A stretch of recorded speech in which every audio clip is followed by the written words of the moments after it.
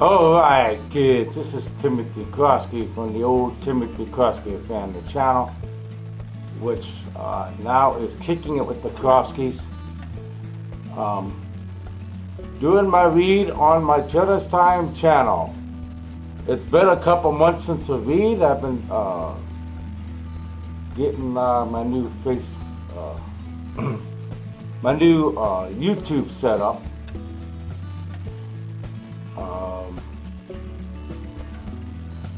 And on my social media and with my new accounts and so now I'm back to ready to do some meetings again once a month. Hopefully I'll be back at church soon.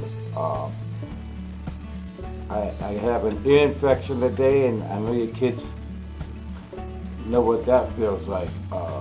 It's not fun. I pray you guys are still staying safe during this COVID crisis.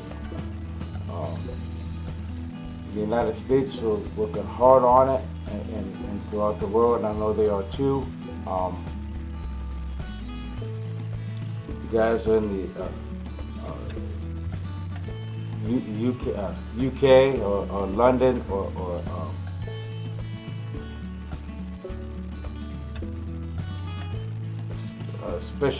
especially the folks there. I think you guys are getting hit hard. On Africa, getting hit hard. Wherever your kids are throughout the world, stay safe.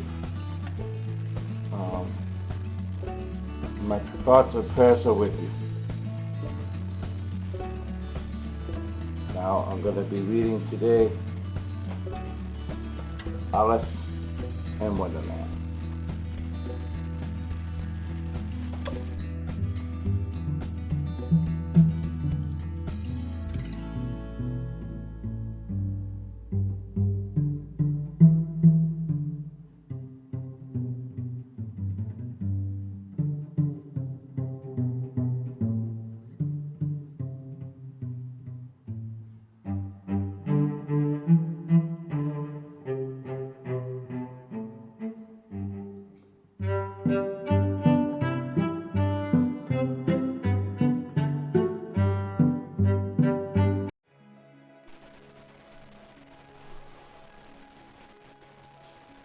Alright, Alice in Wonderland. Let me take my glasses off.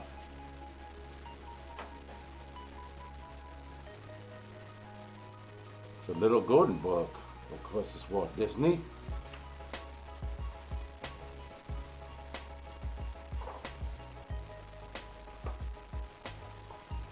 Alice in Wonderland. A golden book from New York. There's Alice on the cover, almost the same as the front cover.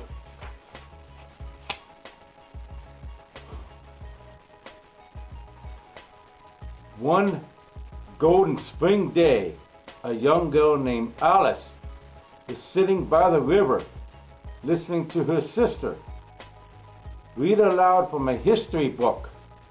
At least that's what Alice was supposed to be doing. Instead, she was playing with Dinah, her cat, which was more fun. "I wish you could talk to me, Dinah," she said. "I'm sure you would have many interesting things to say." The sun was so bright and the air was so warm that Alice was soon daydreaming. Slowly, her head began to nod. So she's supposed to be reading the history book, but instead she's playing with the cat.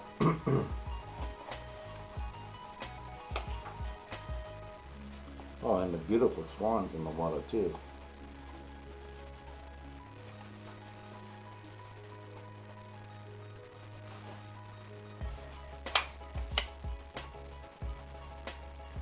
She snapped to attention, however, when a large white rabbit went dashing by. Strangely, he was wearing a waistcoat and a bow tie and carrying a huge pocket watch. Even more strangely, he was talking to himself. I'm late for a very, very important date, the White Rabbit muttered as he went along. In a flash, Alice was on her feet, chasing after him.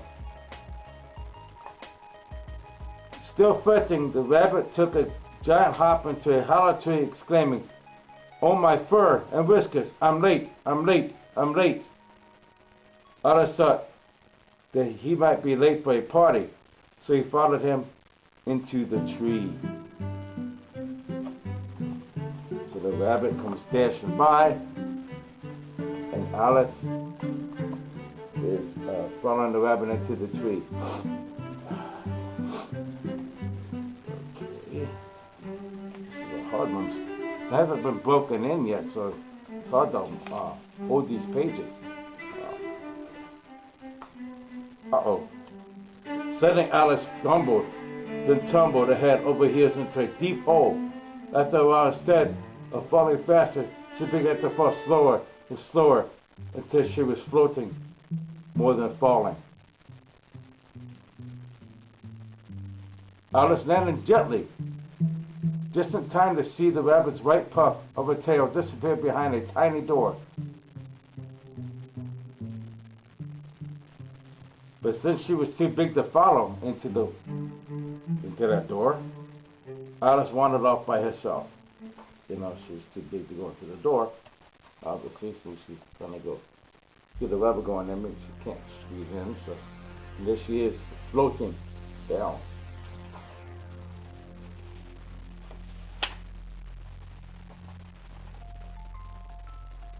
Alice soon discovered that she had entered a strange and wondrous land. It was full of the oddest creatures she had ever seen. There were talking birds and walking fish. There was also a Cheshire cat with the widest of grins, who kept appearing and disappearing, and sometimes only the cat's grin could be seen. Alice thought the creatures all seemed quite at home in this topsy-turvy wonderland. She hoped one of them could help her find the White Rabbit, but they were no help at all. Look at all the strange creatures of Wonderland.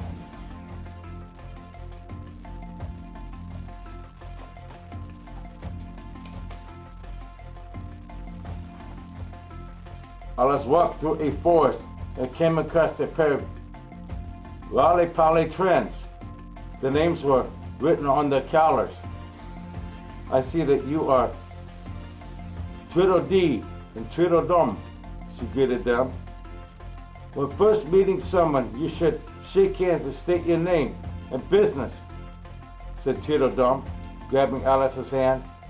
That's manners, said Tweedledee, grabbing her other hand. With that, the tubby twins danced Alice around and swept her off her feet. But they were so rough, they flipped her over and knocked her onto her back. Alice was not amused.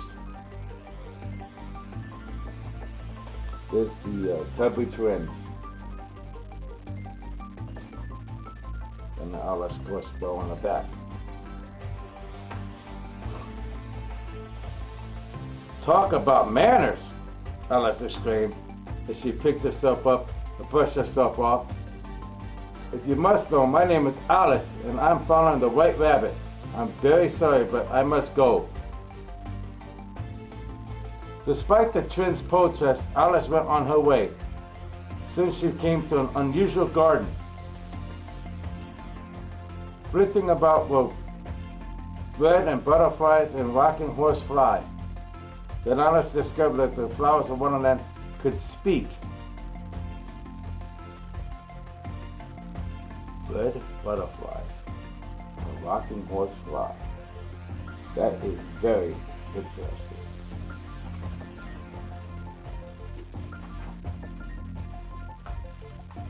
What kind of flower are you? A big red rose? asked her. Oh, I'm not any kind of flower, Alice replied. No fragrance, a daisy said, sniffing at Alice's hair. But I'm not a flower, Alice repeated. Just as I suspected, the rose cried. She's nothing but a common weed. Leave, shouted all the flowers together. We don't want you in a lovely garden. Alice was forced to run away. They think she's a weed. That's funny.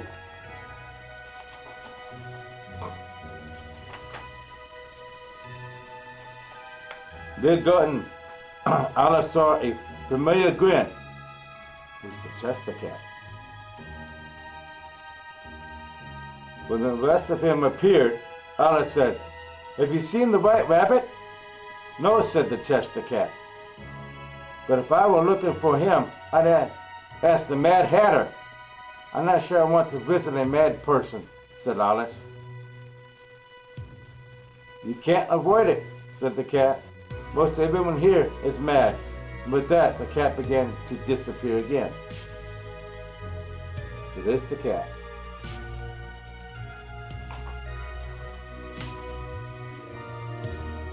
When the cat had completely disappeared, Alice realized that he hadn't told her how to find the Mad Hatter.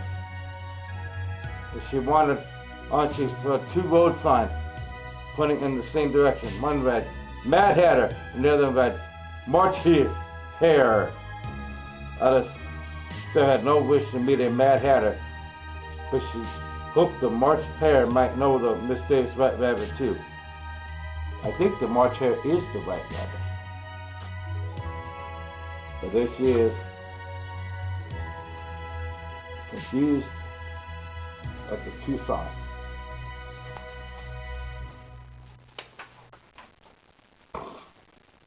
Alice followed the signs to a clearing in the woods, where the Mad Hatter was giving a tea party. No room, the Mad Hatter howled as Alice plopped down in one of the many chairs around the table. But there's plenty of room, Alice protested. Perhaps, the March Hare admitted, but it's very rude to sit down without first being invited. The Hatter and the Hare then proceeded to make Alice feel quite unwelcome. They not only refused to give her any tea, but it was clear that they had no intention of helping her find the White Rabbit. So once again, Alice set off on her own. So there they are at the tea party.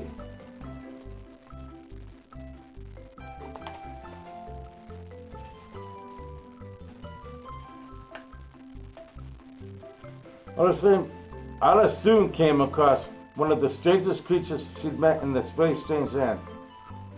The Queen of Hearts. But the queen was just like an ordinary queen in an ordinary deck of cards. She was most regal as she ordered her subjects around. The queen was playing an odd game of croquet.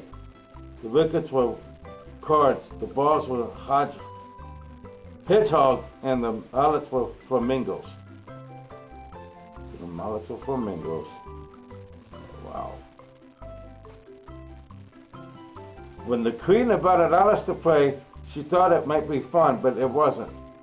Alice's flamingo refused to cooperate. And the queen turned out to be a terrible sport. Off with her head. His head, she cried the minute anyone displeased her. Oh my gosh. Alice considered leaving the game since she very much wanted to keep her head. But she also wanted to meet the White Rabbit, who she felt was very near indeed. So there she is wrestling with the flamingo, and the very strange game of croquet. Croquet, if you don't know, it's a game. They have these stakes and these wire things that the balls go through, and you hit them with a little wooden hammer. But yeah, this is a very strange way to play croquet.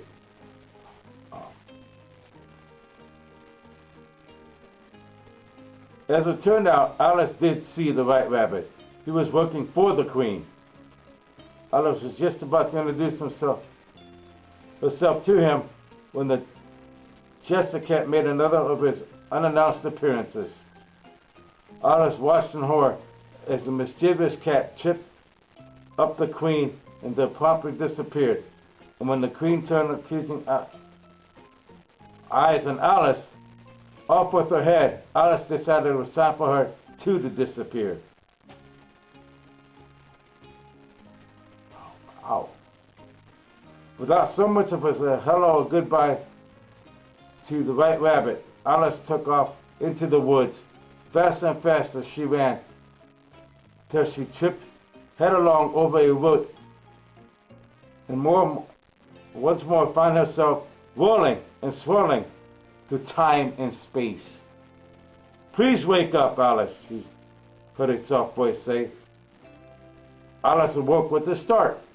Back on the riverbank, Dinah the cat was curling up in her lap.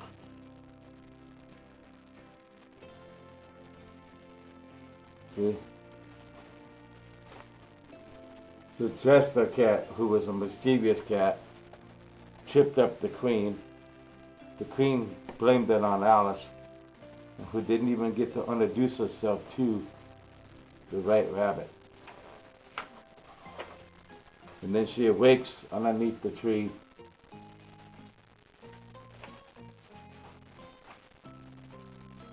"You've been dreaming," said Alice's sister.